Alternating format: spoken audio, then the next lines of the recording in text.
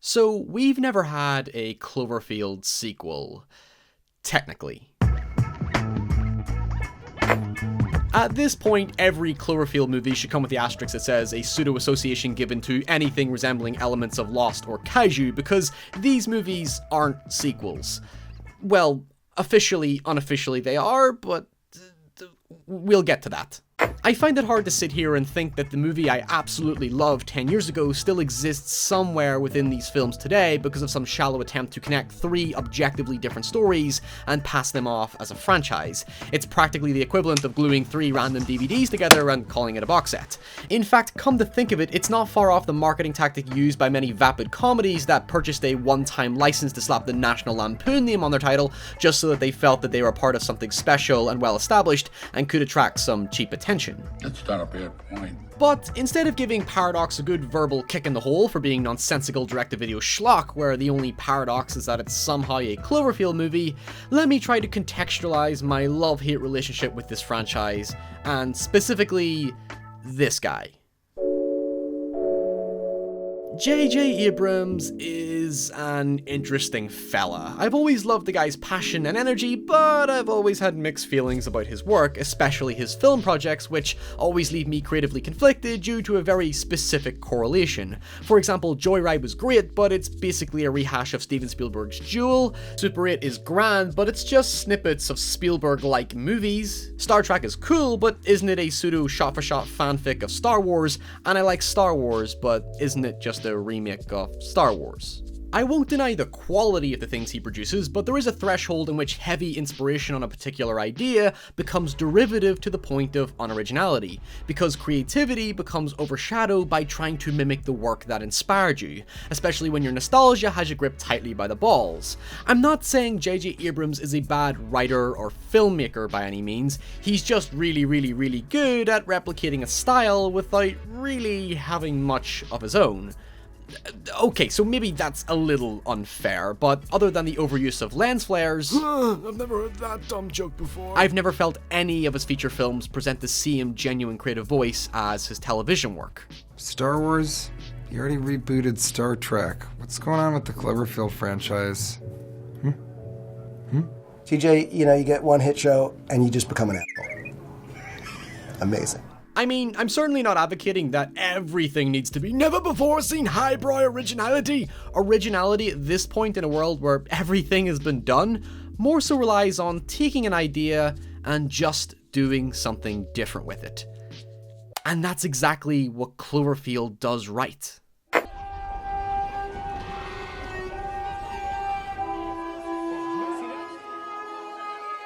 J.J. Abrams fluctuates between two creative extremities, the classical Hollywood syndrome of semi-nostalgic pandering and experimental storytelling that happens to be very divisive. Either method is fine and subject to taste and attitude. One services a conventional demographic of moviegoers, and the other cultivates a fan base that likes to discuss and dissect artistic practices, but will inevitably alienate other audiences.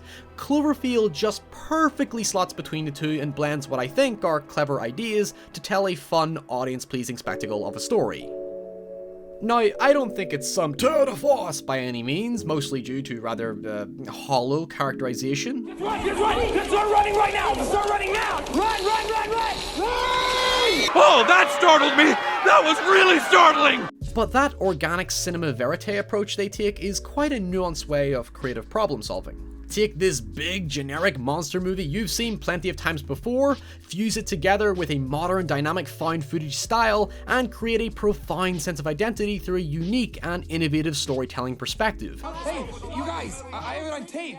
Rewind it. What do you rewind it? Yeah, here, let me rewind. It'd be a great opportunity. Yeah, but I don't even speak the language. That's the beauty of its structural simplicity. It's coherent, clean, and doesn't get bogged down in trying to be deep, which can easily lead to a lack of genuine focus. According to Abrams, the last truly genre-defying American monster movie was King Kong around 75 years ago, and the core intention with Cloverfield was to basically create America's response to Godzilla. And not that Godzilla, we'll forget, ever existed. That's a lot of fish. Yeah, thanks Matthew. But you know that mystery box TED Talk everybody and their mother drones on about, where Abrams talks about withholding information as a way to develop viewer intrigue and curiosity, and mystery being the key to imagination? Well, something I've noticed that's sort of underpinned in his talk and appears prominently in his work isn't exclusively how mystery should psychologically function, something which many filmmakers like Hitchcock, Kubrick, Wells, and even Sergei Eisenstein spent most of their careers trying to define as a state of being and a state of mind. Instead, with Abrams, mystery is also broadly represented as spectacle. The thing is that it represents infinite possibility. I find myself drawn to infinite possibility and that sense of potential, and I realize that mystery is the catalyst for imagination.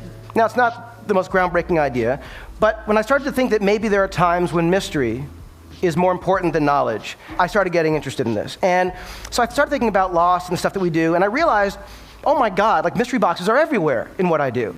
Echoing those filmmakers, he is right that withholding information adds emotional engagement. In the case of Cloverfield, mystery functions to keep you locked in the same confusion as the characters, a state of mind. But that mystery also functions as a necessity to the storytelling, a state of being.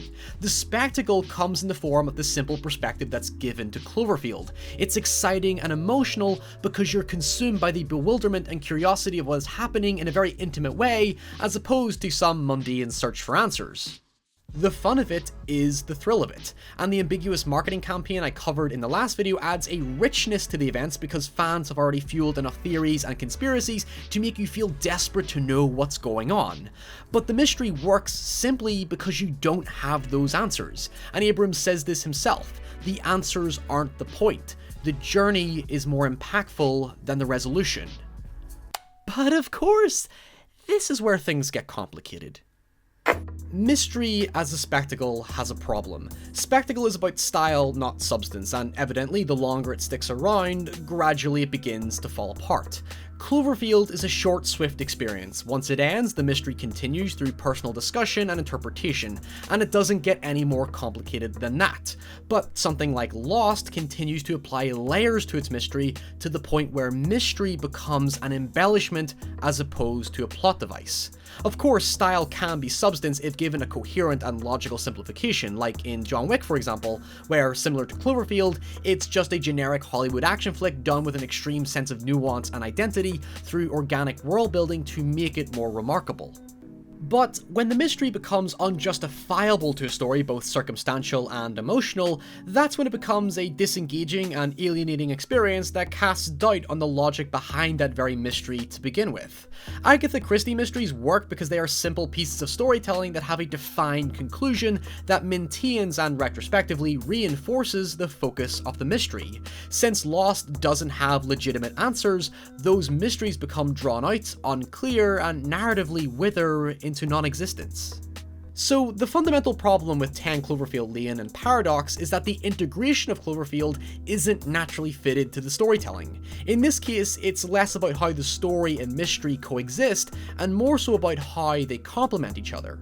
Cloverfield was always built as a standalone movie with the implication that sequels were possible. In Abrams' perspective, if they were to make one great movie and never got a sequel, it becomes the unique anomaly of Hollywood blockbuster cinema that people would have continued to question and theorize on to this very day because of the lack of closure or catharsis we seek from film.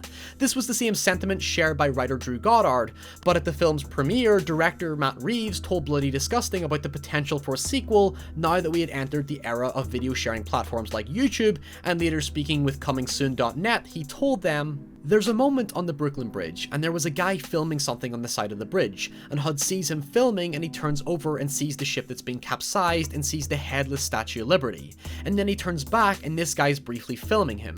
In my mind, that was two movies intersecting for a brief moment, and I thought there was something interesting in the idea that this incident happened and there were so many different points of view, and there are several different movies at least happening that evening, and we just saw one piece of another. The Guy on the Bridge was not an intention for a sequel. What it was it just, in my mind, the idea that this wouldn't be the only movie that was being made that night, it's just the only movie that we're seeing. It was one of the sort of key ideas in my mind about this whole experience, which is that we're in a time when people document these things that they go through and document their lives in this way. And I just love the idea that as he's coming on the bridge and he sees somebody filming the destruction off the bridge, that he would then film what that guy's filming, and then for a moment, his camera, the two lenses would sort of intersect, and you'd basically see the intersection of two movies, one of which you would probably never see. Reading this long before the sequel was announced was deeply fascinating to me. Tell the exact same event again from a different perspective and add new information that interconnects with the previous film, and gradually develop a well-rounded picture of the film's central conflict and mystery. Calling back to Abrams' talk, that mystery box surrounding the monster remains intact, and information previously withheld is subtly being scattered to build up the theories created by fans. That was the Cloverfield 2 we never got. Hey, do you guys remember a couple of years ago when that guy was lighting homeless people on fire in the subway? Jesus, What? maybe not the best topic for conversation down here. In the years that followed, Abrams, Reeves, and Goddard parted ways and began working on other projects. But then around 2012, a spec script called The CELLAR started to float about, and ended up in the hands of Paramount and went into development through J.J. Abrams' company Bad Robot with a $5 million micro budget and slapped with the secret codename Valencia. Originally, Damien Chazelle was hired to rewrite and direct the film, but jumped ship immediately after funding came through for Whiplash, and thank God for that. Masterpiece. Were you rushing or were you dragging? I don't know. Then Dan Trachtenberg signed on as director and Dan Casey finished the script, and off to production it went. At that point, what was initially a standalone original film became a product that Cloverfield latched itself onto like a fucking parasite. In Abrams' TED Talk, he says this. You know, it's why when people like do sequels or rip off movies, you know, of a genre, they're ripping off the wrong thing. You're not supposed to rip off the shark or the monster. You gotta rip off, you know, if you rip something off, rip off the character, rip off the stuff that matters. I mean, look inside yourself and figure out what is inside you, because ultimately, you know, the mystery box is all of us. Okay, so with that, you can't stand there and tell me this isn't a complete contradiction of his philosophy. So, using his examples, E.T. isn't about an alien, it's about divorce. Jaws isn't about a shark, it's about a man going through a midlife crisis. And while I absolutely agree that the problem with sequels and adaptations is that they miss that thematic importance, remember when I said Abrams and his team simply wanted Cloverfield to be a giant, iconic monster movie? The hollow characterization doesn't do much to hide the fact that the monster, regardless of how little you see it, is still very much the center focus of the movie. So if Cloverfield isn't about the monster, then what the hell is it about? Why do you think it was essential that it's a relative of Cloverfield and not just a film existing on its own? Well, I think now, you know, Cloverfield could be a signal to the audience, not only of a certain tone and a certain genre, but also it's now a platform for these original stories to be told. I think original Cloverfield is one of the most unique movies and a really cool way into a very familiar genre. And we also are a very unique way into a very familiar genre, and going forward in success, should we be given it, I'm sure JJ would be stoked to make more really cool original movies in this vein. That was the simplicity of Cloverfield. There was no thematic complexity. It was a straightforward piece of genre fiction that implied a complex mystery where the answers remained in the mystery box, like the satellite dish, or the horrific little creatures that fell off the monster, or that girl that explodes. Fatality. To reiterate my previous point, these were things for fans to dissect and speculate on. They work precisely because we don't have the answers, and so any theory or idea is infinitely possible, which Abrams makes abundantly clear early in his TED Talk. The thing is that it represents infinite possibility. Now, you could argue that 10 Cloverfield Lane gets a much easier pass than Paradox because it arguably works as part of Abrams' philosophy. We have an entirely independent mystery surrounding Howard Stambler and his bunker where, again, we get multiple clues that imply something much more complex but never get the answers, so it independently creates its own unique mystery box, making for a more intriguing film to talk about. The ending then leaves two mindsets. If it was in fact the Cloverfield monster instead of the aliens, it certainly would have helped round the narrative and play exactly into Reeves' vision for a seemingly interconnected sequel, but you could see the aliens become another mystery box of their own. For example, maybe they're hunting for the Cloverfield monster because it escaped the planet Earth or something. That's an example of the beauty behind the mystery box. It's a valid possibility. And like I said, none of these mysteries have to coexist with the story, but they do have to complement each other without contradicting themselves. In a way, that's what makes the briefcase in Pulp Fiction or the box in Seven so mysteriously impactful. While we very much know what's in those boxes, the lack of visual confirmation toys with our curiosity because what's inside is still entirely theoretical. So, what exactly makes Paradox the bad egg in all of this? Well, like with Lost, the longer the mystery is built upon, the more increasingly disingenuous it starts to feel because the mystery is no longer inherent to the storytelling. Spectacle had taken absolute precedence over circumstances and emotions. Paradox does not help itself by directly focusing on bridging all three films together using a contrived, overbloated parallel universes concept that lacked the subtlety and simplicity of the last two films. Now, I will admit, it makes me look back at Cloverfield Lane with a bit more frustration because it's trying to associate disassociated mysteries that were never intended to truly connect. Okay, I'm gonna sit down. And even if you treated Paradox independently, it still doesn't work. And that's looking past the dire writing, editing, performances, and production design, just to name a few problems. At least 10 Cloverfield Lane was wrapped in its own unique mystery and made for a simple, provocative bottle film, but making Cloverfield more centralized here muddles an otherwise interesting premise on paper. 10 Cloverfield feels tacked on to sell a movie that would have otherwise struggled in the market, but here the attribution of Cloverfield came during production, which in filmmaking terms is a commonly disastrous idea because you're attempting to recontextualize something that had already been predefined and logically justified, especially when mystery requires a certain level of creative intelligence in what you should and shouldn't present to your audience. It's like painting a picture and then deciding to repaint over it before it's even had a chance to dry. We don't make mistakes. We have happy accidents. The originality of its story becomes lost in attempting to unashamedly use a parallel universe Deus Ex Machina to clean up the lack of any tangible focus or direction given to these films as a single entity. Saying they exist in separate dimensions is like waking up to find out it was all a dream. You're giving yourself a free pass to do whatever you like, and that's the crux with J.J. Abrams' mystery box. Since the mystery has endless possibilities, the logic itself creates a paradox because now your world has no rules, and by that account, it loses a meaningful infrastructure. Before you say it was intentional because it's called Paradox, let's not forget it was originally a spec script called God Particle that was acquired by Paramount around the same time as the CELLAR, and then Abrams came out with the same DNA bollocks he did before, as if Cloverfield had become a goddamn style guide at this point. With that logic, Life, The Great Wall, and the yet-to-release Annihilation and A Quiet Place could be Cloverfield movies at this rate. It's honestly just a matter of taking a script and finding a thread to connect it to, and let your devoted theorizing fanbase do the rest of the work.